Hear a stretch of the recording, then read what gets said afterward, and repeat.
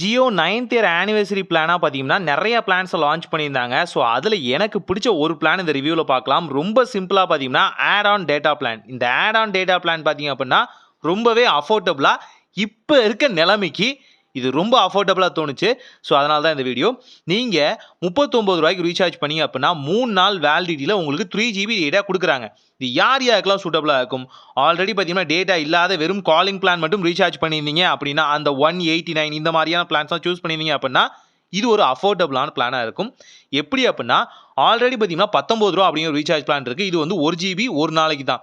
Just அவ்வளவுதான் நீங்க use பண்ண முடியும். ஆனா ரூ. 19. ஆனா இந்த கணக்குப்படி பார்க்கும்போது உங்களுக்கு 1 ஜிபி டேட்டா ரூ. 13 கணக்குல கிடைக்க ஆரம்பிக்குது. ஆல்சோ பார்த்தீங்க அப்படின்னா, இந்த ரூ. 19 பிளான நீங்க 3 டைம் ரீசார்ஜ் பண்றீங்கன்னு வச்சுக்கோங்க. 3 ஜிபி உங்களுக்கு வேணும். 3 டைம் நீங்க ரீசார்ஜ் பண்றீங்க அப்படின்னா, அதே 3 நாளைக்கு தான் இருக்க போகுது. ஒவ்வொரு டைம் நீங்க ஆக்டிவேட் பண்ணணும். அது உங்களுக்கு லிட்டரலி பார்த்தீங்க அப்படின்னா, ரூ. 57 கணக்குல வந்து மாறிடும். ஸோ அதனால முடிஞ்ச அளவுக்கு பார்த்தீங்க அப்படின்னா, இந்த பிளான் நீங்க சூஸ் பண்ணும்போது லிட்டரலி நீங்க ரூ. 18 சேவ் பண்றீங்க. ஆக்சுவலாக ஒரு பிளானே வந்து அப்படியே வந்து ஆப்டேட்டாக மாற ஆரம்பிக்குது.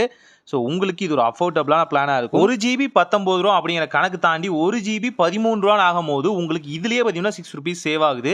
இப்போ இந்த மாதிரி தான் நம்ம சேவ் பண்ணி ஆகணும்.